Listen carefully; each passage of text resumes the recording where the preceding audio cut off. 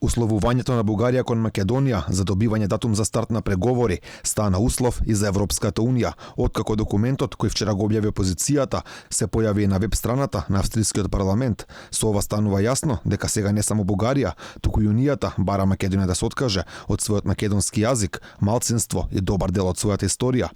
Универзитетскиот професор Александар Спасеновски, синоќа во гостувањето во емисијата Заспи ако можеш на Алфа, вели дека одлуките на унијата се одлуки со кои се согласуваат сите земји членки. Очигледно е дека станува збор за став на Европската унија.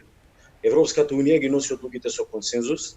Документите кои што ги усвојува се резултат на консензус на државите членки на Европската унија и како такви тие ги одразуваат ставовите на сите држави членки на Европската унија. Власта ветуваше дека со потпишувањето на договорот за добрососедство со Бугарија, македонскиот идентитет останува заштитен, но ситуацијата не е таква. Спасеновски вели дека сега влегуваме во нов ќорсокак на односите со Бугарија. Потпишувањето на договорот за добрососедство очигледно е дека не ги премости проблемите помеѓу двете држави од аспект на градење на добри пријателски билатерални односи. Повторно, историјата на меѓусебните македонско-бугарски односи за жал влегува во една зона на неизвестност. Овој скандалозен документ кој го криеше власта вчера го објави потпредседателот на ВМРО ДПМН Александар Николовски. Тој кажа дека овој понижувачки договор кој представува поништување на македонската нација и правење нова така наречена северно-македонска нација.